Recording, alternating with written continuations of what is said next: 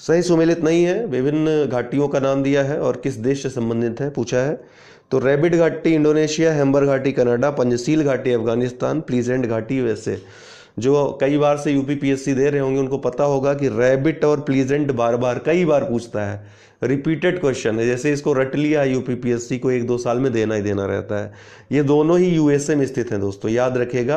Rabbit घाटी, pleasant घाटी दोनों ही यूएसए में स्थित है। तो पहला ही गलत है, इंडोनेशिया में नहीं यूएसए में है, कोलोराडो राज्य में। बाकी हेम्बर घाटी कनाडा में है, पंजशील तो ये भी पूछा है 1-2 बार, अफगानिस्तान में है, और प्लीजेंट घाटी यूएसए में है। तो इसका उत्तर हो जाएगा ए, सुमेलित नहीं है। अवशिष्ट पर्वत का उदाहरण नहीं। अवशिष्ट पर्वत क्या होता है? बचा खुचा। अवशिष्ट मतलब क्या होता है? बचा खुचा, ठीक है। तो बहुत कोई पुरानी चीज हो गई, घिस पिट करके, अपर्दन हो करके जो बचा हुआ स्वरूप होता है उसी को अवशिष्ट बोलते हैं। तो पर्वत का निर्माण जो है मूलतः कई कारणों से होता है। तनाव के कारण होता है, या संपीड़न के कारण होता है, या फिर ज्वालामुखी क्रिया के कारण होता है। तो कई प्रकार के पर्वत इस तरह से पाए जाते हैं, वलन के कारण पाए जाते हैं। तो यहां पूछ रहा है अवशिष्ट पर्वत का उदाहरण क्या है। तो हिमालय को यदि आप देखें तो हिमालय तो एकदम नवीन पर्वत है, नवीन मोड़दार पर्वत है, ठीक है। 2 प्लेटों के अभिसरण से, अर्थात यूरेशियन प्लेट और जो इंडियन प्लेट है, इसके मिलने से बना है, अभिसरण से बना है, और अभी बन ही रहा है। हिमालय की निर्माण प्रक्रिया जारी है, नवीन मोड़दार पर्वत है। तो जो नवीन चीजें हैं वो उसको अपर्दन और घिसने पिटने का डर तो है नहीं ज्यादा, ठीक है। नया मतलब नया, तो अवशिष्ट तो है नहीं। तो बाकी तीनों अवशिष्ट हैं। पश्चिमी घाट बहुत पुराना है, सह्याद्री। अरावली पर्वत तो अति प्राचीन प्री कैम्बियन युग का है, और पूर्वी घाट भी बहुत पुराना पर्वत है। हिमालय पर्वत जो है ये वलित पर्वत है, नवीन मोड़दार वलित पर्वत है। बाकी तीनों अवशिष्ट पर्वत के उदाहरण हैं।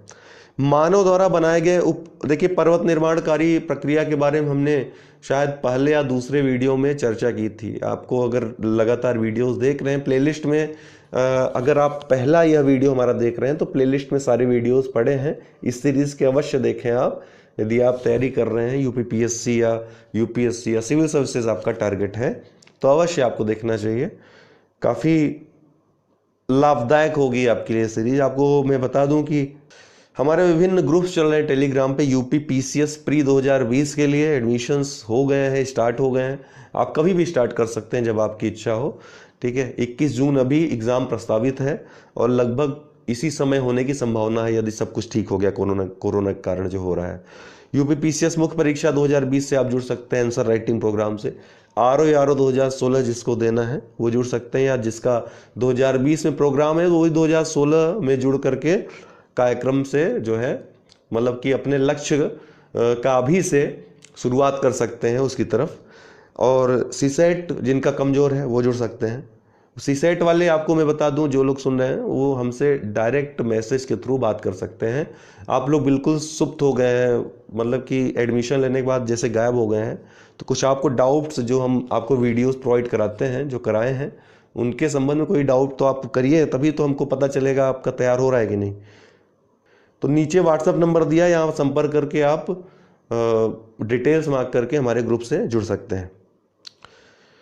मानव द्वारा बनाए गए उपग्रह स्थापित होते हैं। जो मानव उपग्रह बनाता है, कृत्रिम उपग्रह जिसको कहते हैं, वह कहाँ पर स्थापित होते हैं। तो आपको पता है 5 मंडल पाए जाते हैं वायुमंडल परत जो हमारी है पृथ्वी की।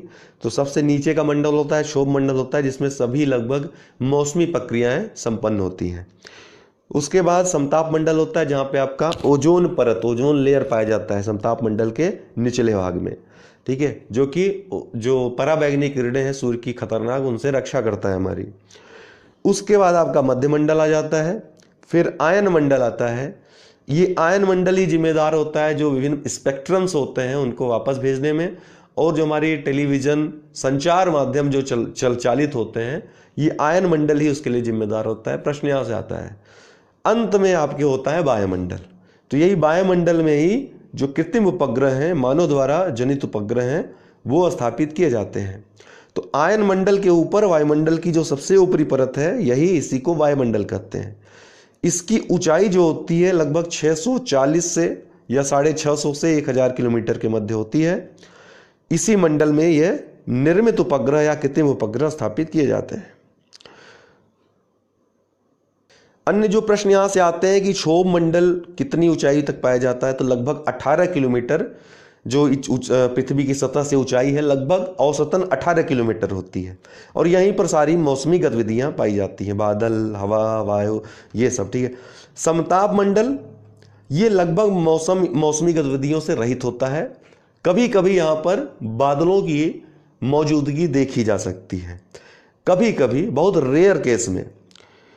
यहीं पर वायुमंडली यही वो परत है जहां पर वायुयान उड़ाना चालक पसंद करते हैं, क्योंकि मौसमी गतिविधियों से रहित होता है, तो यहां पे कोई गतिरोध नहीं उत्पन्न होता है। और इसकी ऊंचाई लगभग 18 किलोमीटर के ऊपर 30 से 50 किलोमीटर पाई जाती है। ठीक है, 18 से 30 या 50 किलोमीटर तक इसकी ऊंचाई पाई जाती है समताप मंडल की। ओजोन परत भी इसी में स्थित होता है। उसके बाद मध्य मंडल आता है, लगभग 50 के बाद 80 किलोमीटर तक मध्य मंडल पाया जाता है। अगला प्रश्न है, दक्षिण अमेरिका का स्थल रुद्ध देश है। जो दक्षिण अमेरिका है क्या उसका स्थल रुद्ध देश कौन सा है? तो पराग्वे है इसका उत्तर। पराग्वे और बोलीविया ये दक्षिण अमेरिका के स्थल रुद्ध देश हैं। ये है दक्षिण अमेरिका। यहाँ पे आप देखेंगे स्थल रुद्ध देश, तो बोलीविया और पराग्वे, इनकी कोई समुद्र तट रेखा नहीं है। ये चारों तरफ से विभिन्न देशों से घिरे हुए हैं। ठीक, तो ये बोलीविया और पराग्वे स्थल रुद्ध देश हैं। इसका उत्तर क्या हो जाएगा? पराग्वे। दोस्तों ध्यान रखिएगा कि संसार का सबसे बड़ा अगर स्थल रुद्ध देश पूछा जाए कौन है, तो कजाकिस्तान है। ठीक है, एशिया में कजाकिस्तान संसार का सबसे बड़ा स्थल रुद्ध देश है। हम किसी वीडियो में जितने भी स्थल रुद्ध देश हैं विभिन्न महाद्वीपों के, या महाद्वीप वाइज या फिर एक साथ सबका, मैं बता दूंगा कौन कौन से स्थल रुद्ध देश, क्योंकि यहां से प्रश्न अक्सर पूछा जाता है। यूपीपीएससी का पेट क्वेश्चन है ये। अगला, विक्टोरिया जलप्रपात व करीबा बांध किस नदी पर स्थित है? इस तरह के प्रश्न काफी पूछे जाते हैं। तो ये जाम्बेजी नदी जो कि अफ्रीका में दक्षिणी भाग में बहती है, जाम्बेजी नदी इस पर स्थित है करीबा बांध और विक्टोरिया जलप्रपात। ठीक है। लिम्पोपो नदी दोस्तों ये बहुत महत्वपूर्ण नदी है, क्योंकि ये मकर रेखा को 23.5 डिग्री दक्षिणी अक्षांश रेखा को 2 बार काटती है। जायरे नदी भी महत्वपूर्ण है इसी दृष्टि से कि विषुवत रेखा जो कि 0 डिग्री अक्षांश जिसको कहते हैं विषुवत रेखा, इसको 2 बार काटती है जायरे नदी। और ये दोनों नदियां ही अफ्रीका में बहती हैं। आपको पता है अफ्रीका एकमात्र महाद्वीप है विश्व का जिससे होकर के मकर रेखा, कर्क रेखा और विषुवत रेखा तीनों महत्वपूर्ण जो अक्षांश रेखाएं हैं गुजरती हैं एकमात्र अफ्रीका महाद्वीप से। ठीक है। मेकांग नदी ये दक्षिण पूर्वी एशिया की सबसे बड़ी नदी जो कि म्यांमार, थाईलैंड, वियतनाम आदि से होकर बहती है। ये देखिए अफ्रीका महाद्वीप है और जाम्बेजी नदी आपको यहाँ पर दिख जाएगी अफ्रीका के दक्षिणी भाग में। ठीक इसके नीचे आपको दक्षिण में कालाहारी मरुस्थल, ठीक है, दक्षिण अफ्रीका में। नामीब डिजर्ट यहाँ पर आपको मिलेगा पश्चिम में। मेडागास्कर द्वीप पूर्व में महत्वपूर्ण स्थान है। लेक विक्टोरिया झील है, यहीं से होकर नील नदी निकलती है, जो कि विश्व की सबसे लंबी दूरी तय करने वाली या सबसे लंबी नदी है। सबसे बड़ी नदी कौन सी है? सबसे बड़ी नदी है अमेजन नदी, जो कि दक्षिणी अमेरिका में होकर बहती है। और ये नील नदी जाकर के कहाँ गिर जाती है? मेडिटेरियन सी में, भूमध्य सागर में जाकर के गिर जाती है। ठीक, इसके अलावा अन्य जो महत्वपूर्ण नदियां यहाँ की, ये कांगो नदी यहीं पर आपकी ये विषुवत रेखा है। ठीक है, विषुवत रेखा को ये कांगो जायरे नदी जो है 2 बार कट करती है। ये किलिमंजारो पर्वत है आपका। उत्तर में जो महत्वपूर्ण नदियां हैं, नाइजर नदी है और नील नदी तो है ही ये। तो इसका उत्तर क्या है? जाम्बेजी नदी। भूमंडलीय तापन में सर्वाधिक किस गैस का योगदान है? भूमंडलीय तापन में सर्वाधिक किस गैस का योगदान है? तो जलवाष्प का योगदान सर्वाधिक है, उसके बाद कार्बन डाइऑक्साइड का। ये योगदान की बात कर रहा है, क्षमता की बात नहीं कर रहा है। क्षमता की बात करेगा तो जो दिया है इनमें सबसे ज्यादा क्षमतावान जो है मीथेन है गर्म करने में। इनको ग्रीन हाउस गैसें भी कहते हैं। ग्रीन हाउस क्या होता है हमने आपको एक बार बताया था, आपको पता भी होगा मैक्सिमम लोग जो पढ़ाई करते हैं, कि अक्सर कई ऐसी जगहें होती हैं जहाँ पे धूप बहुत कम निकलती है। वहाँ पे जो पौधे लगाए जाते हैं उनको पर्याप्त मात्रा में उष्मा मिल सके, इसके लिए क्या करते हैं, एक ग्लास का कृत्रिम छत बना देते हैं। ये ऐसी छत होती है कि सूर्य का प्रकाश इस छत को पार करके पौधों तक आ तो जाता है, लेकिन बाद में इसको क्रॉस करके परावर्तित होकर के ऊपर नहीं जा पाता है, इस ग्लास को लौटते वक्त पार नहीं कर पाता है। इसी को ग्रीन हाउस इफेक्ट कहते हैं। ठीक यही इफेक्ट कुछ गैसें पैदा करती हैं हमारे वायुमंडल में, जैसे जलवाष्प हो गया, कार्बन डाइऑक्साइड हो गया, मीथेन हो गया, कार्बन मोनोऑक्साइड हो गया। ये सब क्या करते हैं, सूर्य से जो आपतित प्रकाश होता है उसको पृथ्वी तक तो आने देते हैं, लेकिन पृथ्वी से जो परावर्तित प्रकाश होता है, जो कि दीर्घ तरंग दैर्घ्य का जो प्रकाश होता है, जो वापस होता है, उसको ये रोक देते हैं। इससे क्या होता है, भूमंडल में एक सामान्य ताप बना रहता है जीवन जीने के लिए। लेकिन जब ये प्रदूषित इन जो गैसें हैं इनकी मात्रा बहुत ज़्यादा बढ़ने लगती है प्रदूषण या अन्य कारणों से, कृत्रिम कारणों से, तब क्या होता है, यह तापन बहुत ज़्यादा होने लगता है, तब ये सामान्य जीवन अस्त व्यस्त होने लगता है। तो यही जलवायु परिवर्तन का संकट उत्पन्न हो जाता है, जिसको हम भूमंडलीय तापन या ग्लोबल वार्मिंग की संज्ञा देते हैं। तो पृथ्वी के तापमान में वृद्धि और इसके कारण मौसम में होने वाले परिवर्तन को ही भूमंडलीय तापन कहते हैं। भूमंडलीय तापन में योगदान करने वाली गैसों का योगदान करने वाली और क्षमता में अंतर समझिएगा। आपको मैं बार बार बोल रहा हूँ, काफ़ी बार आपके जब आप एग्ज़ाम में पेपर देते हैं तो क्षमता और योगदान इसमें अंतर नहीं कर पाते हैं। ठीक है, क्षमता मतलब कोई वस्तु हो उपस्थित या ना हो या बहुत कम मात्रा में हो, ठीक है, वो उसका क्षमता क्या है, कितनी वो इफेक्ट कर सकती है। योगदान क्या है, मतलब मौजूद रहकर योगदान देना। तो किनकी मौजूदगी से ज़्यादा भूमंडलीय तापन का जो प्रभाव है पड़ रहा है, यह पूछ रहा है ये। तो जलवाष्प की मात्रा सर्वाधिक है, इसी के कारण सबसे ज़्यादा भूमंडलीय तापन होता है। इसका जो योगदान है लगभग 50% से या 50% से अधिक है। वहीं कार्बन डाइऑक्साइड दूसरे नंबर पे आता है, जिसका योगदान 20 से 25% तक है। फिर मीथेन गैस का, चूंकि मीथेन की मात्रा बहुत कम है वायुमंडल में, इसलिए 4 से 5% इसका योगदान। फिर ओजोन, नाइट्रस ऑक्साइड, क्लोरोफ्लोरोकार्बन आदि गैसों का आता है। तो इसका जो सही उत्तर होगा वो होगा जलवाष्प योगदान। ठीक है, ज्वालामुखी क्रिया की अंतिम अवस्था को किस नाम से जाना जाता है? ज्वालामुखी क्रिया को यदि समझें तो पृथ्वी की आंतरिक जो परतें होती है, चट्टानें होती हैं, किसी कारणवश ताप, दाब या अन्य अवस्थाओं के कारण जब ये चट्टानें पिघल जाती हैं तो इसी गर्म गलित पदार्थ को मैग्मा कहा जाता है। क्या कहा जाता है? मैग्मा कहा जाता है। मैग्मा जब ये ठंडा हो जाता है तो इसको हम आंतरिक आग्नेय चट्टानें कहते हैं। क्या कहते हैं? आग्नेय चट्टान जानते हैं ना, आंतरिक आग्नेय चट्टानें, ये मूल चट्टानें होती, सबसे पहले यही इन्हीं चट्टानों की उत्पत्ति हुई, तो आंतरिक आग्नेय चट्टानें कहा जाता है। यह मैग्मा 3 अवस्थाओं में पाया जाता है, ठोस, द्रव और गैस। जब इनकी पर्याप्त मात्रा हो जाती है, पर्याप्त इसमें ऊर्जा उत्पन्न हो जाती है, तब ये पृथ्वी की चट्टानों को तोड़ते हुए बाहर निकलने का प्रयास करते हैं। जब चट्टानें टूटती हैं बाहर निकलने के प्रयास में, तो इस टूटन से क्या होता है, पृथ्वी की भूगर्भिक हलचल होती है पृथ्वी में, और यहाँ भूकंप की उत्पत्ति होती है। जब और ज़्यादा इसमें एनर्जी होती है तो यह सतह से बाहर आ जाता है। जब यह सतह से बाहर आता है मैग्मा, तो इसी उद्गार को हम ज्वालामुखी प्रक्रिया कहते हैं। और जब मैग्मा बाहर आता है तो उसको हम मैग्मा न कह करके उसका नाम बदल जाता है। अब हम उसको लावा कहने लगते हैं। क्या कहने लगते हैं? लावा कहने लगते हैं। और जब यह लावा ठंडा हो जाता है बाहर आकर के, तो इसको हम बाह्य आग्नेय चट्टानें कहते हैं। क्या कहते हैं? बाह्य आग्नेय चट्टानें कहते हैं। अंदर जब मैग्मा ठंडा हुआ तो आंतरिक आग्नेय चट्टान, बाहर जब मैग्मा ठंडा हुआ तो बाह्य आग्नेय चट्टान। इन्हीं आग्नेय चट्टानों में जब अपरदन, अपक्षय आदि प्रक्रियाओं के कारण ये चट्टानें जब मूल अवस्था से अन्य अवस्था में बदल जाती हैं, तो उसको हम अवसादी चट्टानें कहते हैं। क्या कहते हैं? अवसादी चट्टानें। अवसादी चट्टानें परतदार चट्टानें होती, इसमें तमाम जीव जंतु भी उनका अवक्षेप पाया जाता है। ठीक है, बाद में कोयला और अन्य जो महत्वपूर्ण खनिज हैं इसमें परिवर्तित हो जाते हैं। तो ये अवसादी चट्टानें हैं। ठीक, इसी में आपके पेट्रोलियम आदि मिलते हैं। जब इन दोनों प्रकार की चट्टानों में रासायनिक परिवर्तन होते हैं तो इनका रूप और परिवर्तित हो जाता है। वो जो रूप परिवर्तित होता है उसको हम रूपांतरित चट्टानें कहते हैं।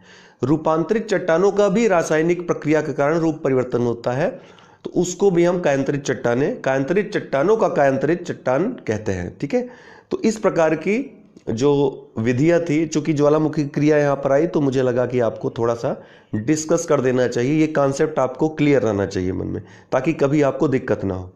तो यहाँ पे एक चीज मैंने आपको समझाई, वहां पर आपको पॉइंट आउट करना है, सॉरी,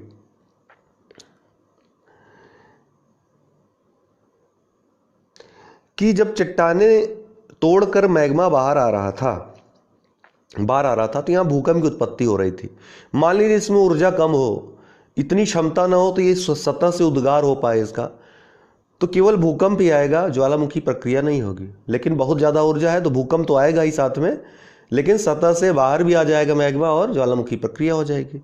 इससे कॉन्सेप्ट डेवलप हो रहा है कि जहाँ पर भूकंप आते हैं वहाँ पर जरूरी नहीं कि ज्वालामुखी प्रक्रिया हो ही, लेकिन जहाँ पर ज्वालामुखी प्रक्रिया होगी वहाँ पर आवश्यक रूप से पहले भूकंप आएगा। ठीक, ये बात अपने ध्यान में रखिएगा। जैसे हमारा हिमालय पर्वत है, हिमालय पर्वत में क्या है, वहाँ पर ज्वालामुखी प्रक्रिया नहीं होती है, वहाँ सिर्फ भूकंप होता है। क्यों होता है ऐसा? क्योंकि वहाँ पे जिस प्लेट का अभिसरण हो रहा है, जो यूरेशियन प्लेट और भारतीय प्लेट है, भारतीय प्लेट नीचे जा रही है, चट्टानों को तोड़ते हुए चट्टानें पिघल रही हैं और यहाँ पर मैग्मा की उत्पत्ति हो रही है। लेकिन इस मैग्मा की उत्पत्ति हो तो रही है, लेकिन सतह से बाहर नहीं आ पा रहा है। जब सतह से बाहर नहीं आ पा रहा है तो सिर्फ भूकंप यहाँ पर आते हैं। इसके अलावा इन दोनों के वलन से, मुड़ने से, जब चूंकि टकरा रही तो मुड़ने से ही हिमालय पर्वत की उत्पत्ति हुई है। तो ज्वालामुखी प्रक्रिया की यहाँ पर अंतिम अवस्था पूछ रहा है, अंतिम अवस्था को किस नाम से जाना जाता है? तो ज्वालामुखी प्रक्रिया की जो अंतिम अवस्था होती है धुआं, धुआरे और यहाँ पर क्या होता है, धुआरे में गैस और वाष्प निकलते हैं, गैस और वाष्प निकलते हैं, अंतिम प्रक्रिया होती है। ठीक, मैग्मा जब निकलता है तरल अवस्था में, उसमें से अग्नि निकलेगा, गर्म रहेगा, गर्मी निकलेगी, तमाम प्रकार की जो चट्टानें अंदर की रहेंगी उद्गार स्वरूप निकलती हैं, गर्म गलित पदार्थ निकलते हैं। अंत में क्या होता है कि धुआं और या गैस और वाष्प निकलते हैं, उसी स्थिति को धुआरा कहते हैं। ये क्रेटर क्या होता है, ये जैसे ज्वालामुखी उद्गार हो रहा है, ठीक है, ये सतह है, सतह में जो कीपाकार आकृति बनती है जहां से ज्वालामुखी बाहर आते हैं, अर्थात जो मैग्मा बाहर आता है, इसी को हम क्या कहते हैं, क्रेटर कहते हैं। जब क्रेटर का आकार बड़ा हो जाता है तो उसको हम कार्डेरा कहते हैं। जब ज्वालामुखी सुसुप्त या मृत अवस्था में चला जाता है तो इस क्रेटर और या कार्डेरा में जल भर जाता है, जिसे हम झील कहते हैं। क्रेटर झील या कार्डेरा झील कहते हैं। भारत में महाराष्ट्र में लोनार झील है, वो क्रेटर झील का ही उदाहरण है। उष्णोत्स या गीजर क्या है, जब ज्वालामुखी प्रक्रिया होती है दोस्तों तो मैग्मा चूंकि गर्म होता है तो आसपास का जो जल क्षेत्र होता है वो भी इसके प्रभाव से गर्म हो जाता है, और ये जल गर्म होने के कारण बाहर की ओर उद्गार इसका भी होने लगता है बौछार के रूप में, जिसको हम गीजर या उष्णोत्स कहते हैं। ठीक है, तो ओल्ड फेथफुल गीजर जो है वो दुनिया का सबसे बड़ा गीजर है, जो कि येलोस्टोन पार्क यूएसए में स्थित है। इसके बारे में अक्सर आपकी परीक्षा में पूछता है, ओल्ड फेथफुल गीजर। वहीं धुआरों की बात करें तो हजारों धुआरों की घाटी के बारे में पूछता है। ये क्या है हजारों धुआरे की घाटी? यूएसए का जो अलास्का है, अलास्का में एक कटमई पर्वत है, उसी को हजारों धुआरे की घाटी कहते हैं। वहाँ पे ढेर सारे धुआरे देखने को मिलते हैं, तो एक जो दृश्य दिखता है उसी को हजारों धुआरों की घाटी कहते हैं। तो उम्मीद है आपको ज्वालामुखी प्रक्रिया अच्छे से समझ में आ गई होगी। तटीय आधार रेखा से कितने समुद्री मील तक भारत की अनन्य आर्थिक मेखला या ईईजेड अनन्य आर्थिक क्षेत्र का विस्तार है? ये समुद्री मील क्या होता है? नॉटिकल मील जिसको कहते हैं। समुद्र में जो दूरी लंबाई मापी जाती है अक्सर उसकी इकाई नॉटिकल मील या समुद्री मील कही जाती है। इसका मापन होता है 1.852 मीटर के बराबर होता है एक समुद्री मील, या 1.852 किलोमीटर के बराबर एक नॉटिकल या एक समुद्री मील होता है, या फिर इसको आप 1852 मीटर भी कह सकते हैं। ठीक है, तो जब नॉटिकल में पूछा जाए तो नॉटिकल में, और जब मीटर में पूछा जाएगा तो इस नॉटिकल को आप मीटर में चेंज कर देंगे। इसी तरह तो आपका आंसर आ जाएगा। इसीलिए इसका मापन आपको जानना जरूरी है। देखिए यह है क्या अनन्य आर्थिक क्षेत्र। तो संयुक्त, आपको पता है कि समुद्रों पर अधिकार को लेकर, समुद्री संसाधनों के दोहन को लेकर के तमाम जो है विश्व के देश, बड़े बड़े देश, शक्तिशाली देश प्रतिस्पर्धा में लगे हुए हैं। ऐसा कहा जाता है कि जो तृतीय विश्व युद्ध होगा वो जल पे अधिकार को लेकर ही होगा। आप हिंद महासागर और दक्षिण चीन सागर जैसे प्रमुख महासागरों में जहाँ पर ये संसाधनों की और व्यापार के बहुत ज़्यादा चांसेस हैं, वहाँ पे इस तरह की प्रतिस्पर्धा को देख सकते हैं। तो यूनाइटेड नेशन चिंता करने के लिए बना है, तो चिंता उसने चिंता की और 1982 में एक संधि ले आया। कौन सी संधि ले आया? अनक्लॉस। इसका फुल फॉर्म है संयुक्त राष्ट्र की समुद्री कानून संधि। इसमें यह शर्त रखी गई कि जब तक 60 देश इस संधि पर हस्ताक्षर नहीं करते हैं तब तक यह संधि लागू नहीं होगी। तो 1994 में क्या हुआ? गुयाना क्या हुआ? इसने हस्ताक्षर किया और 60वां देश बन गया। तो 1994 से यह संधि लागू भी हो गई।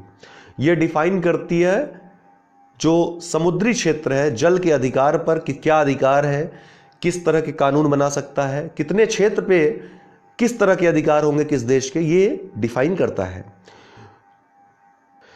ये 4 प्रकार के क्षेत्रों को डिफाइन करता है। 4 प्रकार के क्षेत्र, पहला अंदरूनी जल, दूसरा प्रादेशिक समुद्री सीमा, तीसरा संलग्न क्षेत्र और चौथा EEZ अनन्य आर्थिक क्षेत्र। अंदरूनी जल सीमा मतलब जो देश के अंदर भीतरी सीमा पे जो जल, नदी आदि पाए जाते हैं, जिसमें उस देश का संप्रभु अधिकार होता है। वहां पे कोई भी अतिक्रमण नहीं कर सकता है बिना किसी विशेष अधिकार, जब तक भारत सरकार या जैसे जिस देश के अंदर है वो उसके द्वारा नहीं दिया जा सकता। जो बाकी 3 है वो समुद्री सीमा से संबंधित है, समुद्री तट से संबंधित है। तो जो समुद्र की जो तट रेखा होती है किसी देश की, उस तट रेखा से 12 नॉटिकल मील तक का जो क्षेत्र होता है, इसको कहते हैं प्रादेशिक समुद्री सीमा। क्या कहते हैं? प्रादेशिक समुद्री सीमा कहते हैं। और इस पर किसी देश का एक प्रकार से संपूर्ण अधिकार होता है। नियम, कानून, संसाधन संबंधी जितने भी अधिकार होते हैं जो भूमि सीमा पर प्राप्त होते हैं, यहां भी प्राप्त होते हैं। लेकिन यहां पर अन्य देशों के जो नाविक होते हैं या नाव होती है, नौकाएं होती हैं, वे अबाध रूप से गमन कर सकते हैं, आ जा सकते हैं। फिर भी ये देश विभिन्न कारणों से इस पर नियंत्रण रख सकता है, और किन किन कारणों से नियंत्रण रख सकेगा, रोक सकेगा, ये साफ साफ अनक्लोज में दिया हुआ है, उस संधि में दिया हुआ है। इसके बाद जो तीसरी चीज आती है, जैसे तट रेखा है, यहां से हमने आपको बताया कि 12 नॉटिकल मील तक प्रादेशिक समुद्री सीमा रहेगी। इसी तट रेखा से जब 24 मील समुद्री मील तक आएंगे तो इस पूरी सीमा को क्या कहेंगे? इसको कहेंगे संलग्न क्षेत्र। इसको हम संलग्न क्षेत्र कहेंगे। इसकी जो दूरी होती है तट रेखा से 24 समुद्री मील तक होती है। यहां पे 4 प्रकार के कानूनों पर या 4 प्रकार के विषयों पर कानून बनाने का अधिकार किसी राष्ट्र को होता है, जैसे प्रदूषण संबंधी, कर संबंधी, सीमा शुल्क संबंधी और इमिग्रेशन, अप्रवासन से संबंधित कानून कोई देश बना सकता है इस सीमा पे। तो ये 4 चीजें याद रखिएगा। फिर तीसरी जो चीज आती है अनन्य आर्थिक क्षेत्र आता है। इसकी जो दूरी होती है वो तट रेखा से 200 नॉटिकल मील तक होती है, 200 समुद्री मील तट रेखा से, ठीक है। तो 200 नॉटिकल मील में आप क्या कर सकते हैं, कोई देश क्या कर सकता है? इसमें संसाधन जितने हैं उनके दोहन करने का अधिकार इस देश का होता है। इसके अलावा नए द्वीपों का निर्माण कर सकता है और समुद्री अनुसंधान, जो वैज्ञानिक अनुसंधान आदि है, वह कर सकता है। इस देश का अधिकार होगा जिसका यह अनन्य आर्थिक क्षेत्र होगा। लेकिन इस सीमा से हो करके अन्य देश, जो अन्य राष्ट्र हैं, वो किसी प्रकार का जैसे पाइपलाइन हो गया और केबल हो गया, संचार केबल आदि ले आ जा सकते हैं अबाध रूप से, उसमें कोई रोक नहीं है। लेकिन संसाधनों पर दोहन का अधिकार, नए द्वीपों का निर्माण का अधिकार, अनुसंधान संबंधी अधिकार, ये इस देश का होगा जिसका यह अनन्य आर्थिक क्षेत्र होगा। तो आशा है आपको, उम्मीद है समझ में आया होगा। तो अनन्य आर्थिक मेखला का विस्तार तटीय आधार से कितना है? 200 नॉटिकल मील है। कभी कभी ये तटीय आधार नहीं देगा और दे देगा आपका, जैसे हमने बताया, संलग्न क्षेत्र से। तो संलग्न क्षेत्र कितना है? 24 मील तक है। तो 200 में से 24 घटा देंगे तो संलग्न क्षेत्र से कितना दूरी है उतना आ जाएगा। प्रादेशिक जो समुद्री सीमा है 12 मील तक है। अगर पूछ लेगा प्रादेशिक समुद्री सीमा से जो संलग्न क्षेत्र है उसकी दूरी कितनी है, तो 12 नॉटिकल मील है। तटीय रेखा से कितनी है? 24 नॉटिकल मील है। तो इस तरह के प्रश्न बन सकते हैं, इसको आप कई प्रकार से सॉल्व कर लेंगे। सही सुमेलित है, ये विभिन्न घाटियां हैं, कहाँ कहाँ स्थित हैं पूछ रहा है, सही सुमेलन पूछ रहा है। तो नुब्रा घाटी तो जम्मू कश्मीर में फेमस घाटी है। सुरू घाटी भी जम्मू कश्मीर में है। किन्नौर घाटी है हिमाचल प्रदेश में है और जौहार घाटी उत्तराखंड में है। तो इसका केवल एक सही है, यही नुब्रा घाटी जम्मू कश्मीर। ठीक है, सुरू घाटी है भी जम्मू कश्मीर में, किन्नौर घाटी हिमाचल प्रदेश में। किन्नौर जो ये जो है जो अंतर्राष्ट्रीय सीमा है उससे लगा हुआ है। ठीक है, और जौहार घाटी है उत्तराखंड में है। ये महत्वपूर्ण घाटियां, आप चाहें तो इसका जो है स्क्रीनशॉट ले सकते हैं, आपके लिए लाभदायक रहेगा। ठीक है, जम्मू कश्मीर में सुरू घाटी, मूर्खा घाटी, इसके अलावा नुब्रा घाटी हमने बताया आपको भी। सिक्किम में युथांग घाटी, नागालैंड में जुकू घाटी, हिमाचल प्रदेश की जो महत्वपूर्ण घाटियां हैं पार्वती, किन्नौर, कुल्लू, सांगला, चंबा। उत्तराखंड में जौहार, सोर, दून, फूलों की घाटी, ये सभी उत्तराखंड में। तो ये महत्वपूर्ण है, यहाँ से प्रश्न आता है। इसको स्क्रीनशॉट लेकर या फिर आप नोट कर लें अपने नोटबुक में। काफ़ी लोग नोट्स बना रहे हैं हमारे इस वीडियो से, तो निश्चित रूप से उनका लाभ होगा। कथन है काली नदी भारत के दक्षिण भाग में पूर्व की ओर बहने वाली नदी है। तो ठीक है, काली नदी तो पूर्व की ओर नहीं बहती, पश्चिम की ओर बहती है। तो ये गलत हो गया।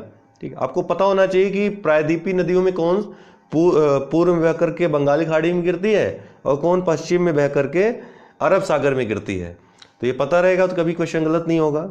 इसके लिए आपको मानचित्र में अच्छे से प्रैक्टिस करना होगा नदियों का, कौन कौन सी नदियाँ किधर किधर बहती हैं, जो कौन पूर्वगामी है कौन पश्चिमगामी है।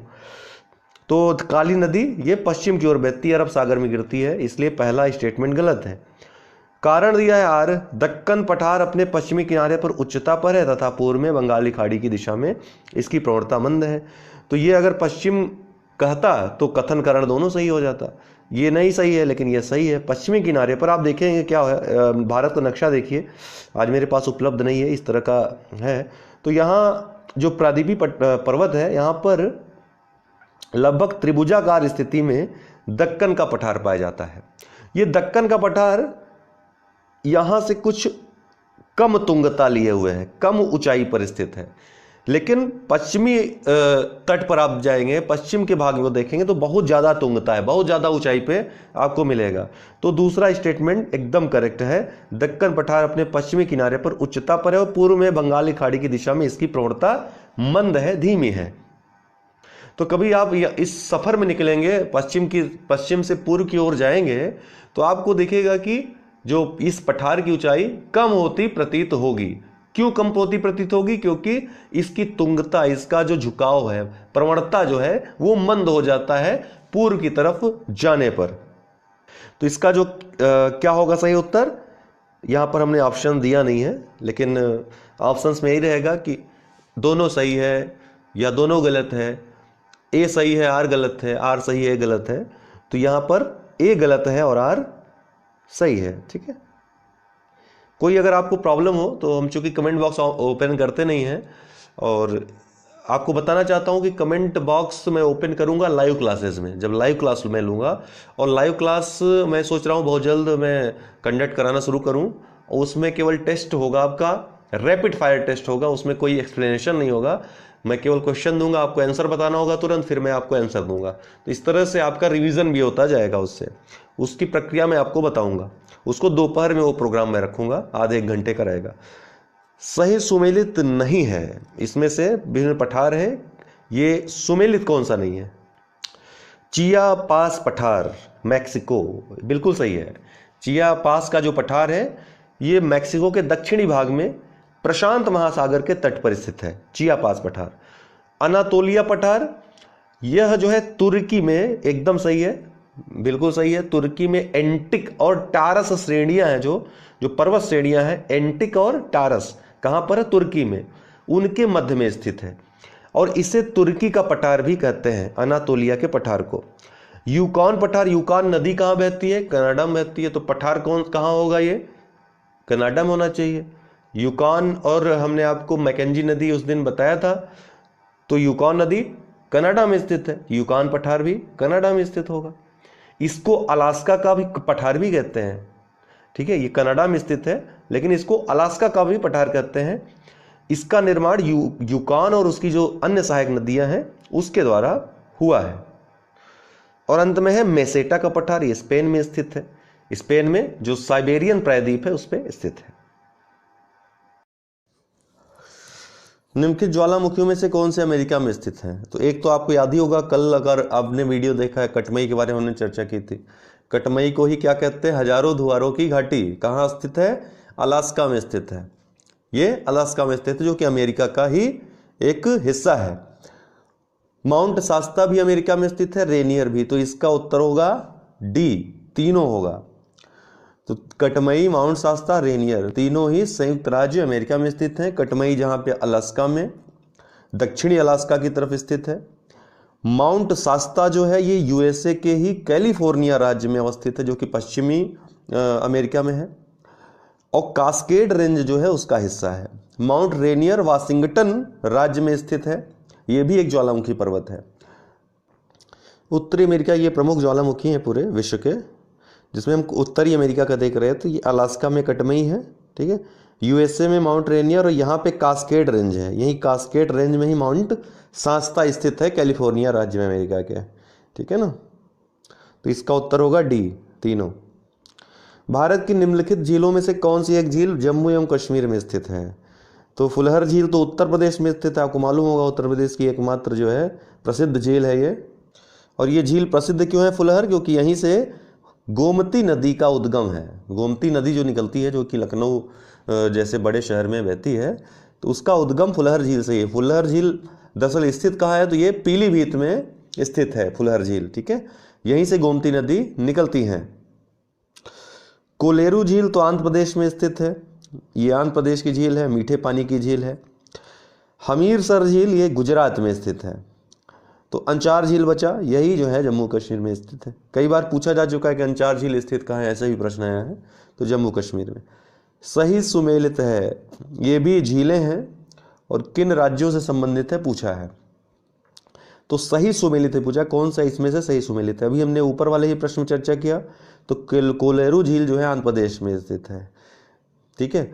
लोकटक ये मेघालय में स्थित नहीं है, मणिपुर में स्थित है। मणिपुर राज्य जो कि पूर्वोत्तर भारत में, यह मीठे पानी की पूर्वोत्तर राज्यों की सबसे बड़ी झील है। इसी झील में केबुल लामजाओ नामक एक तैरता हुआ राष्ट्रीय पार्क है, याद रखिएगा। लोकटक झील में ही केबुल लामजाओ नामक एक तैरता हुआ राष्ट्रीय पार्क, नेशनल पार्क है। वेम्बनद जो है ये केरल में स्थित है, यह एक रामसर झील है, रामसर स्थल है, ठीक है। कोलेरू हमने आपको बताया ये अब आंध्र प्रदेश में स्थित है। अष्टमुडी जो है कर्नाटक में स्थित नहीं है, ये भी केरल राज्य में है। और इसको 8 भुजाओं वाली झील भी कहते हैं। क्या कहते हैं अष्टमुडी को? 8 भुजाओं वाली, इसीलिए इसका नाम अष्टमुडी, अष्ट मतलब 8, तो 8 भुजाओं वाली झील यही है। तो आर्य शब्द का एक श्रेष्ठ जाति के रूप में प्रयोग सर्वप्रथम किसने किया था? आर्य शब्द का एक श्रेष्ठ जाति के रूप में प्रयोग सर्वप्रथम मैक्स मूलर ने किया था। इसके अलावा ये आप रट लीजिएगा कि किसने आर्यों के आदि स्थल को कहां माना था? तो डॉक्टर अविनाश चंद्र और डॉक्टर संपूर्णानंद ने सप्त सैंधव क्षेत्र को आर्यों का मूल स्थान माना था। पंडित गंगानाथ ने ब्रह्मर्षि देश को, डॉक्टर राजवली पांडे ने मध्य देश को, एल.डी. कल्ला ने कश्मीर का बताया था आर्यों को, डी.एस. त्रिवेदी ने देविका प्रदेश मुल्तान को बताया था, बाल गंगाधर तिलक बहुत महत्वपूर्ण है, इन्होंने उत्तरी ध्रुवीय प्रदेश जो है उसको माना था आर्यों का मूल स्थान। पी गाइस ने हंगरी, यूरोप, डेन्यूब नदी की घाटी को माना था। नेहरिंग गार्डन चाइल्ड्स ने दक्षिणी रूस को माना था। पेंका ने जर्मनी को माना था आर्यों का मूल स्थान।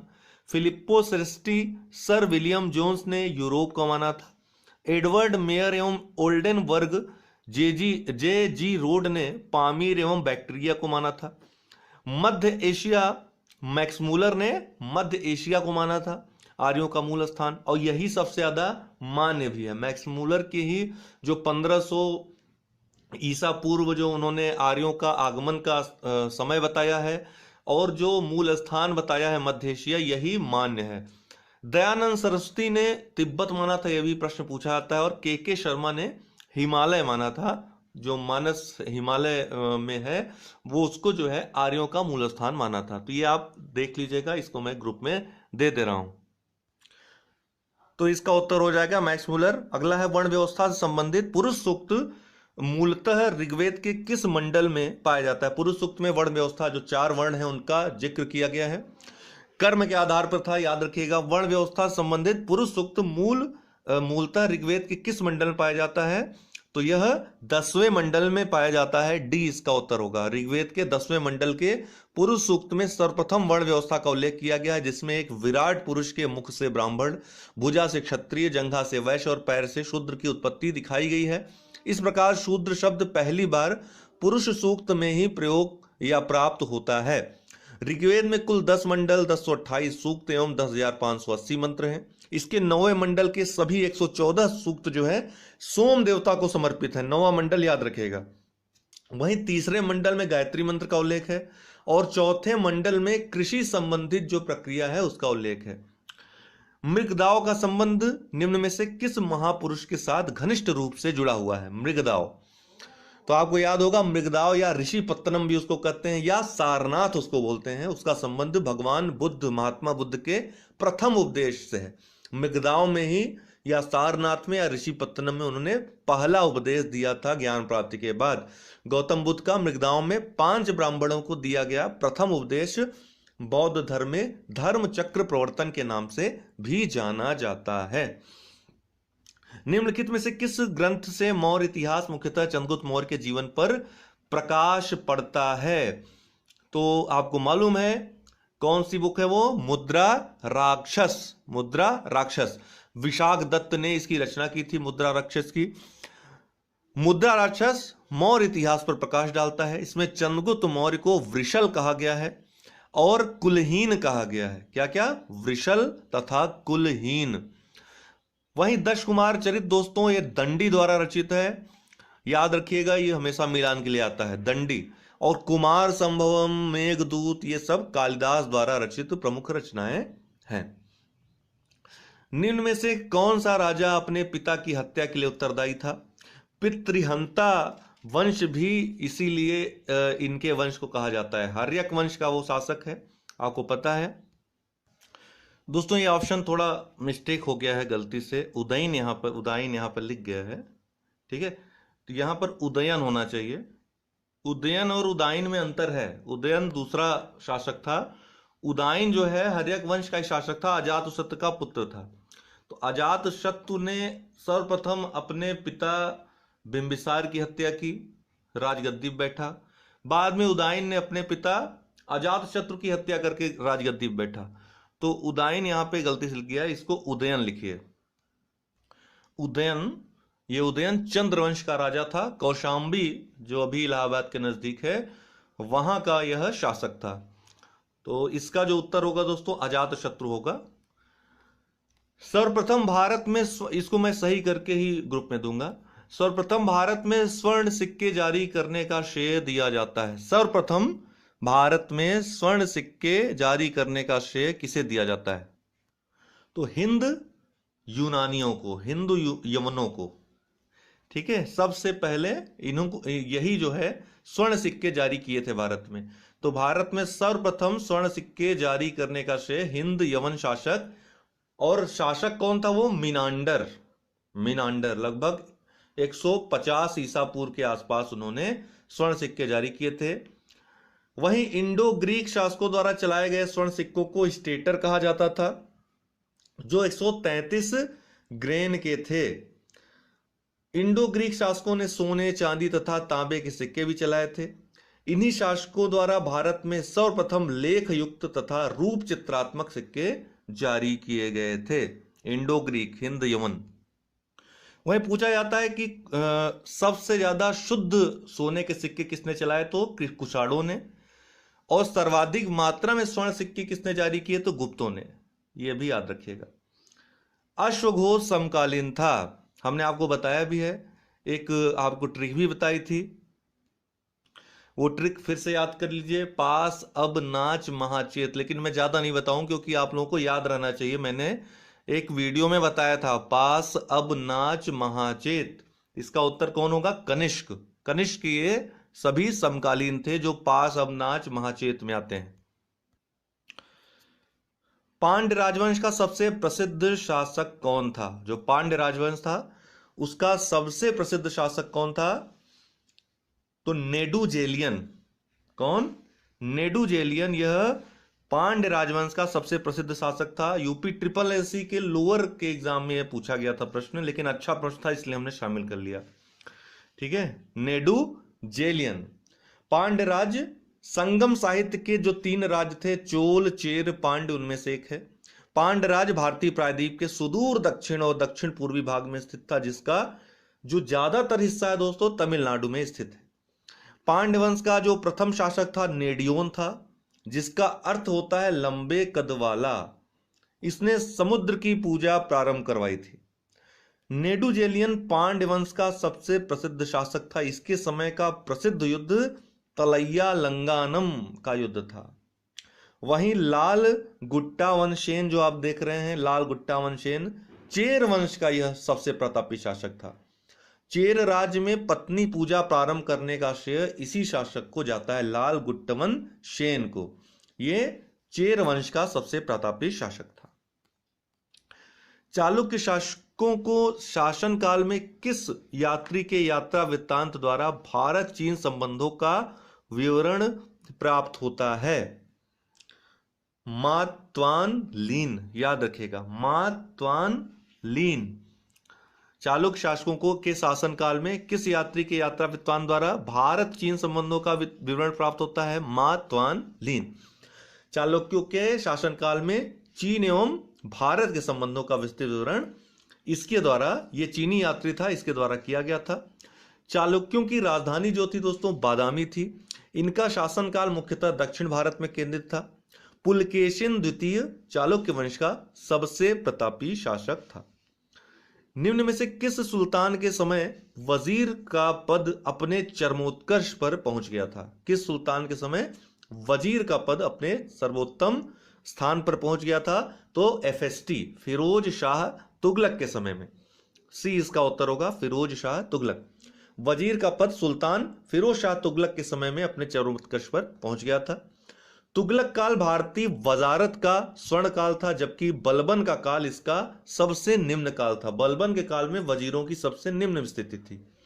वजीर शासन व्यवस्था का प्रमुख होने के साथ साथ राजस्व का भी प्रमुख अधिकारी होता था। फिरोज शाह तुगलक ने अपना वजीर खाने जहां मकबूल को नियुक्त किया था। सल्तनत काल में फवाजिल से तात्पर्य था। देखिए इस तरह के बहुत सारे प्रश्न पूछते हैं पीसीएस में। तो फवाजिल सल्तनत काल में किसे कहा जाता था, क्या तात्पर्य था, तो फवाजिल का तात्पर्य दोस्तों खजाने में जमा राशि, उसको फवाजिल कहा जाता था। खजाने में जमा राशि। सल्तनत काल में वेतन के रूप में अधिकारियों को प्राप्त होने वाली भूमि को इक्ता कहा जाता था, और भूमि प्राप्तकर्ता अधिकारी इक्ताहार कहलाता था।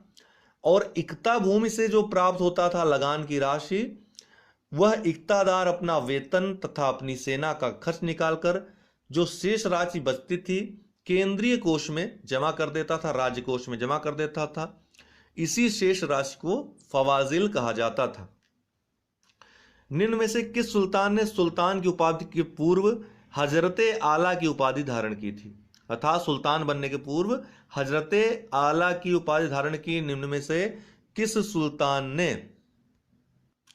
तो दोस्तों शेर शाह सूरी ने सुल्तान बनने के पूर्व हजरते आला की उपाधि धारण की थी। इसका अन्य नाम शेर खां, हजरते आला के अलावा सुल्तान अदल आदि इसने उपाधियां जो है ग्रहण की थी। शेर शाह सूरी के बचपन का नाम फरीद था। एक शेर को वह मार देता है जिसके कारण इसका नाम शेर कहां पड़ जाता है? शेरशाह सूरी का जो मकबरा है वो सासाराम बिहार में स्थित है।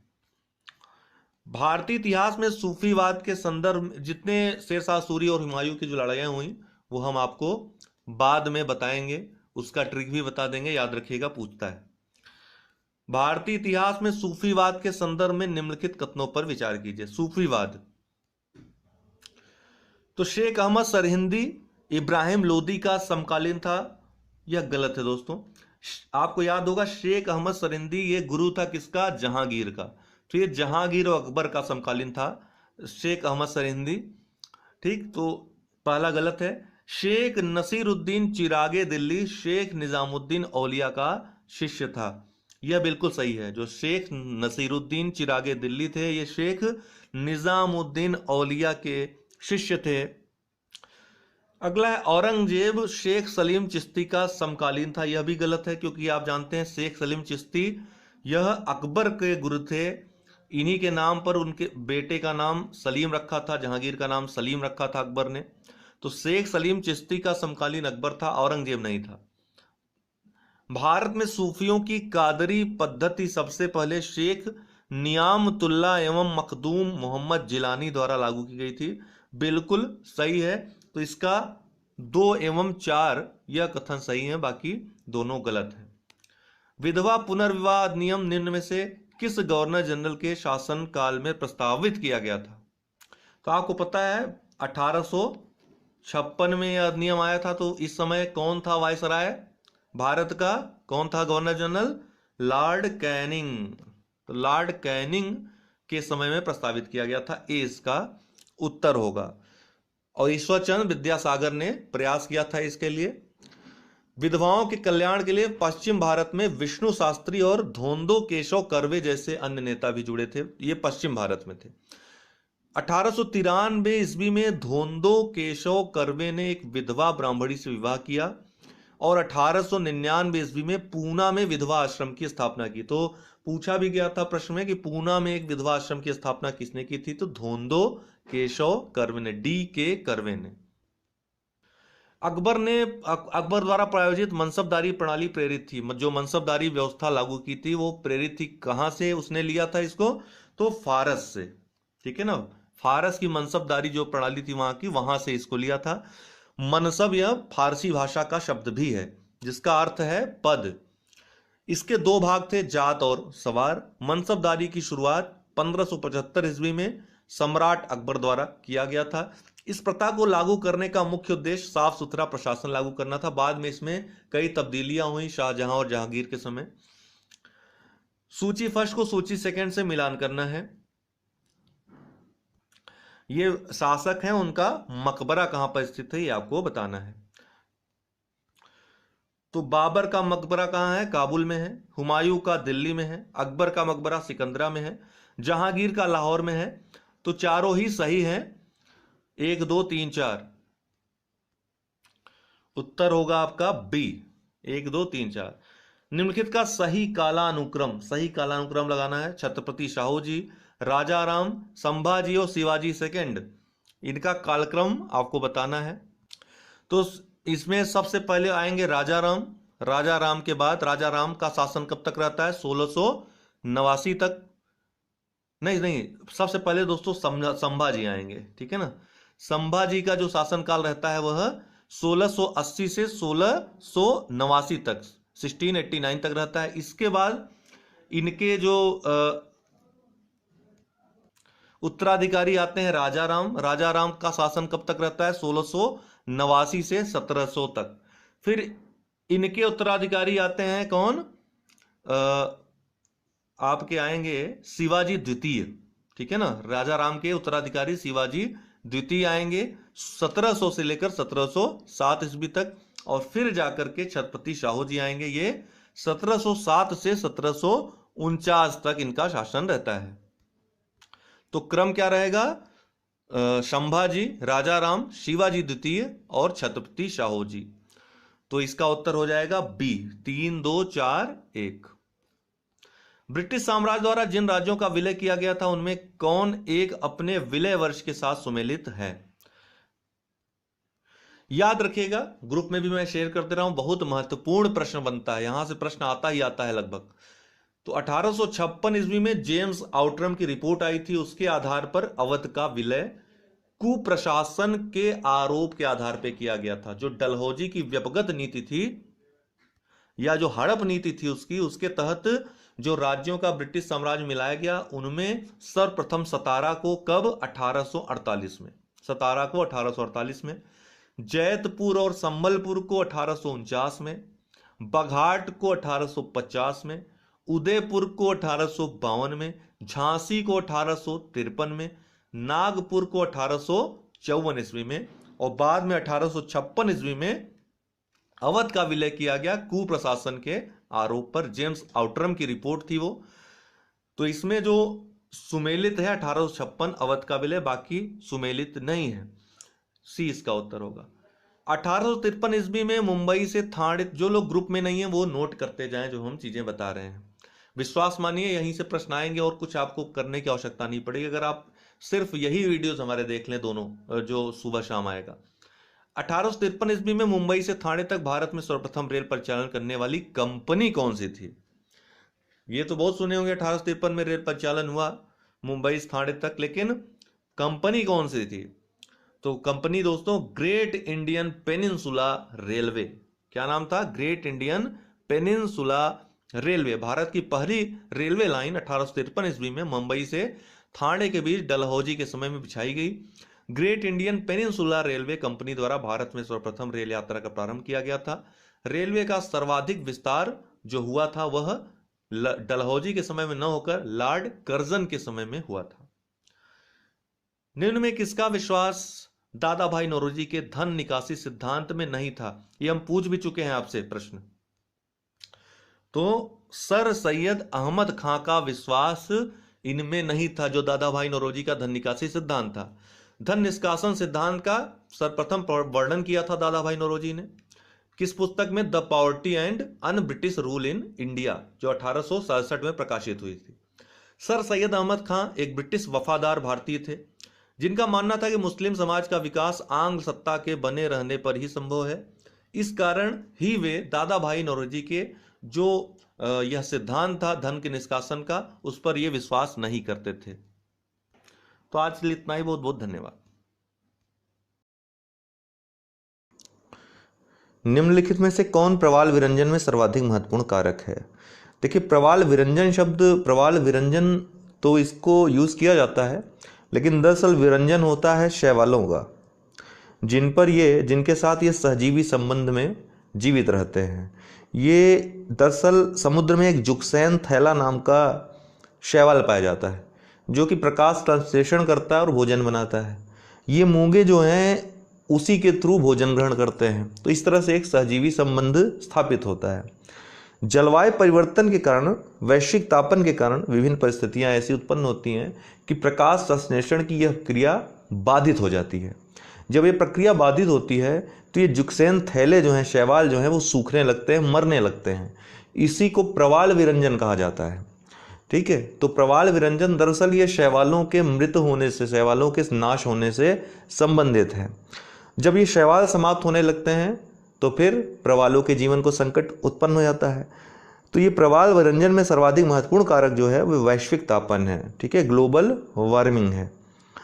भारत के निम्नलिखित भौमिकीय शैल क्रमों में से किसमें लौह अयस्क का समृद्ध भंडार पाया जाता है? देखिए, इससे संबंधित वीडियो जब मैं भारत का भूगोल पढ़ाऊंगा और मानचित्र पढ़ाऊंगा तो उसमें विस्तृत इसकी चर्चा करूंगा कि किस युग में कौन सी चट्टानें पाई गई, किस चट्टान में क्या क्या पाया जाता है।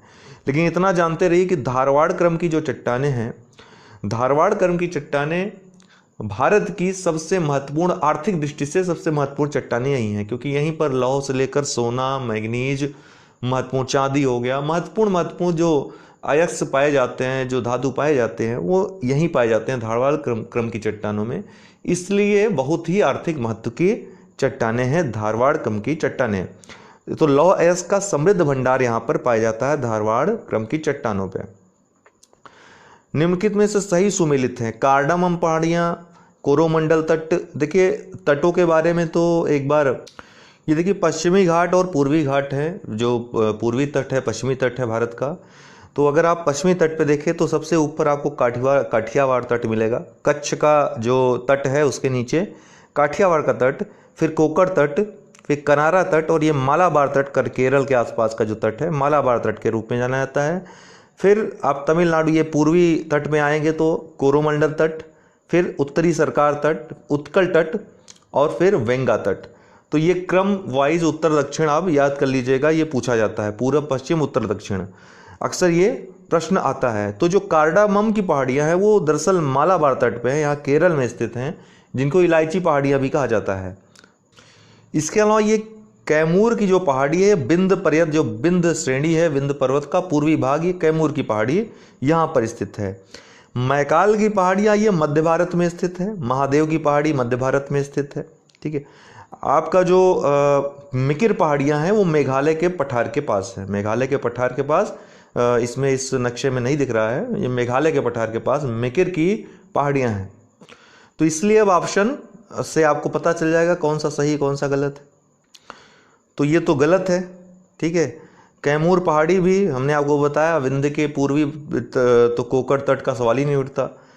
महादेव पहाड़ी ये मध्य भारत, ये बिल्कुल सही है। ठीक है, हमने आपको भी दिखाया। मिकिर पहाड़ी ये पूर्वोत्तर भारत में है, पश्चिमी भारत में नहीं है, तो इसका सी उत्तर हो जाएगा। महादेव पहाड़ी ये मध्य भारत में स्थित है।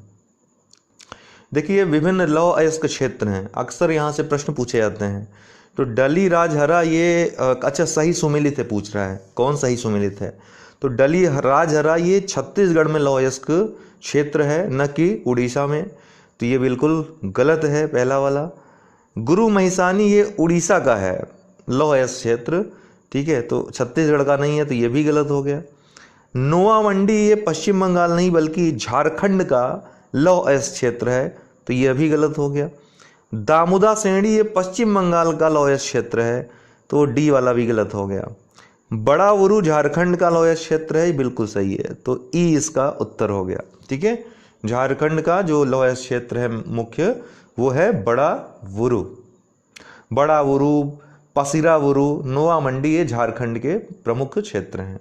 उड़ीसा में गुरु महिसानी, पोमपाद, बादाम पहाड़ी, ठीक है, केउंझर, कुरुबुरी बीरू पहाड़ी, ये सब जो है उड़ीसा के महत्वपूर्ण क्षेत्र हैं, लौह अयस्क क्षेत्र हैं। छत्तीसगढ़ का बैला डीला, डाली राजहरा पहाड़ियाँ ये सभी, और पश्चिम बंगाल का दामुदा श्रेणी जिसको वर्धमान जिले में जो स्थित है, ये सभी महत्वपूर्ण लौह अयस्क क्षेत्र हैं। यहाँ से अक्सर प्रश्न पूछे जाते हैं। उत्तर से दक्षिण सही क्रम क्या होगा? ये विभिन्न दर्रे हैं भारत के। उत्तर से देखिए श्वेनकोट्टा तो सबसे दक्षिण में, इसको हमेशा याद रखिए, सबसे दक्षिण में यही दर्रा है, केरल में स्थित है, मुल्लम जिला में श्वेनकोट्टा। तो नक्शे में देख सकते हैं, थाल घाट सबसे ऊपर, फिर भोर घाट, ये दोनों महाराष्ट्र में स्थित है, फिर पाल घाट ये केरल में ऊपरी भाग में, और इलायची पहाड़ियाँ जो कार्डमम पहाड़ियाँ नीचे हैं दक्षिण में, यहीं पर श्वेनकोट्टा दर्रा स्थित है। तो ऑप्शन जो होगा सही वो हो जाएगा, थाल सबसे ऊपर था, फिर भोर, फिर पाल और फिर श्वेनकोट्टा। तो 1 2 3 4 सी इसका उत्तर हो जाएगा।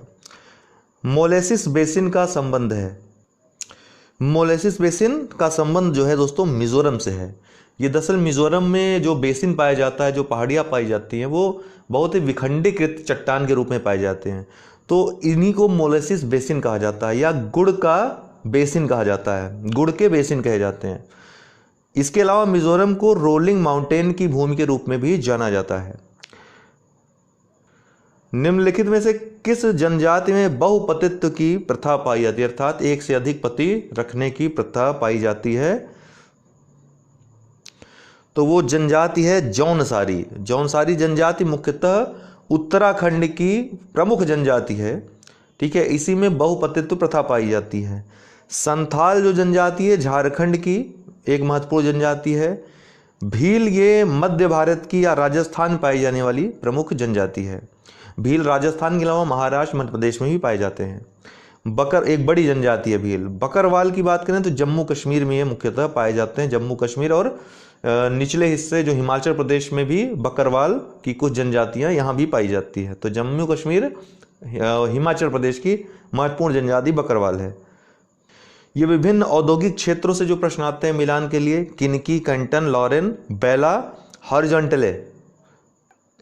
तो तो बाकी तीनों तो सही सुमेलित हैं। यही बेला हॉरिज़ॉन्टले, ये याद रखिएगा बेला से कि ब्राज़ील में स्थित है, ठीक है, ब्राज़ील में स्थित है और लौ एस के लिए यह औद्योगिक क्षेत्र प्रसिद्ध है। अर्जेंटीना में नहीं है बल्कि ब्राज़ील में है, जो कि दक्षिण अमेरिका के एक महत्वपूर्ण देश है। किनकी की बात की जाए तो किनकी जापान का सबसे बड़ा इंडस्ट्रियल एरिया, औद्योगिक क्षेत्र है और यह जापान का सबसे बड़ा सूती वस्त्र उत्पादन का क्षेत्र है, किनकी नाम से जाना जाता है। कैंटन की बात करें तो यह सिक्यांग जो नदी है जो चीन में बहती है उसके मुहाने पर, उसके किनारे पे बसा है और एक प्रमुख बंदरगाह है चीन का और औद्योगिक क्षेत्र भी है। लॉरेन जो है ये फ्रांस में स्थित है, फ्रांस का महत्वपूर्ण लौह इस्पात उत्पादन केंद्र भी है जिसको लॉरेन के नाम से जानते हैं। और बेला हॉरिज़ॉन्टले ये ब्राज़ील का प्रमुख लौह अयस्क उत्पादन क्षेत्र है। ठीक, कनाडियन नेशनल रेल मार्ग कहाँ से कहाँ तक जाता है? तो ये कनाडियन जो नेशनल रेल मार्ग है दोस्तों, अंतर महाद्वीपीय रेल मार्ग है। अंतर महाद्वीपीय रेल मार्ग क्या होते हैं? जो महाद्वीप के, किसी भी महाद्वीप के एक छोर को दूसरे छोर से मिलाते हैं।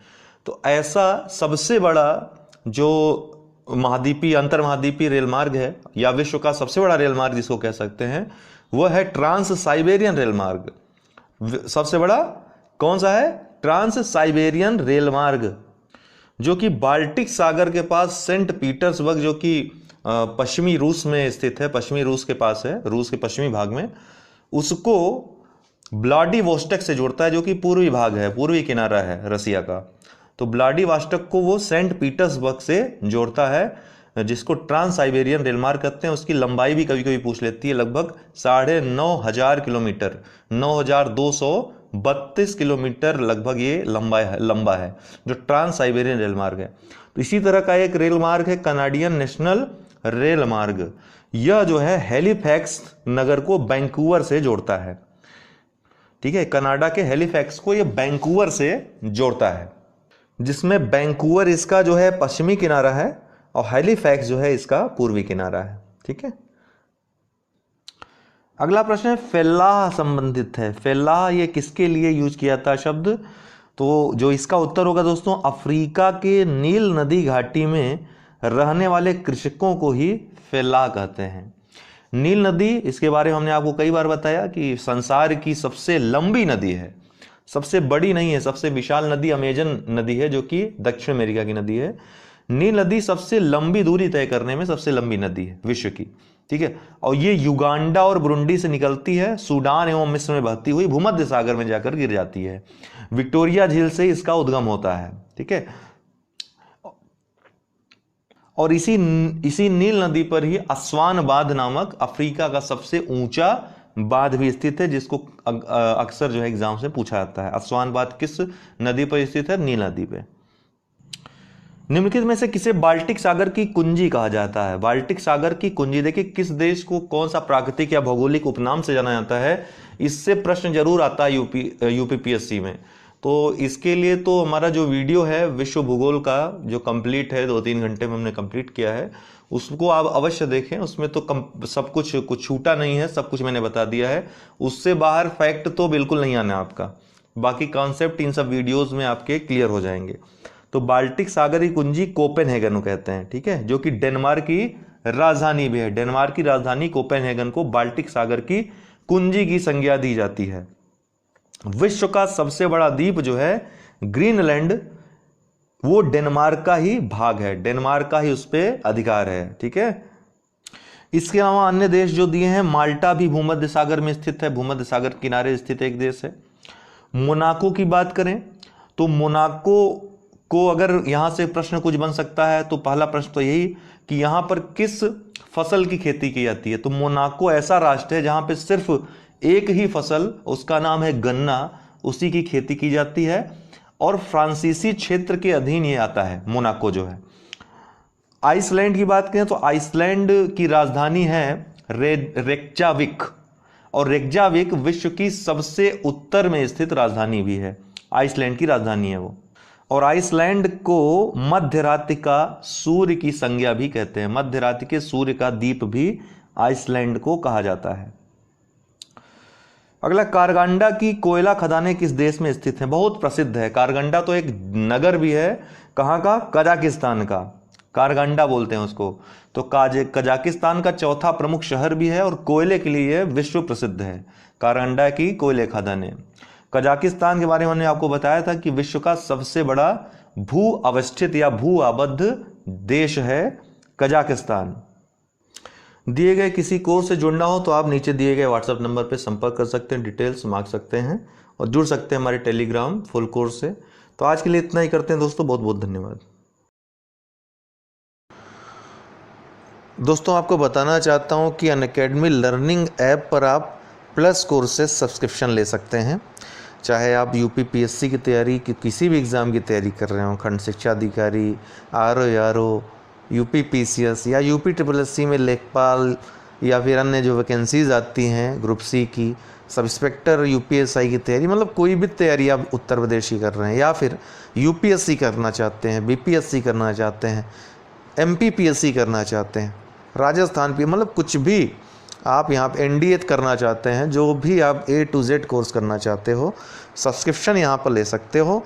यहाँ पर सब्सक्रिप्शन का आपको दिया रहेगा प्लस सब्सक्रिप्शन, जैसे यूपी पीएससी यूपी SSSC का सब्सक्रिप्शन लेना हुआ तो वहाँ पर जितना भी है आपको सब्सक्रिप्शन चार्जेस हैं वहाँ पर लिखे मिल जाएंगे। कंटिन्यू करने पे आपको यहाँ पर रेफरल कोड डालने के लिए आएगा और रेफरल कोड में आपको UD10 यूज़ करना है।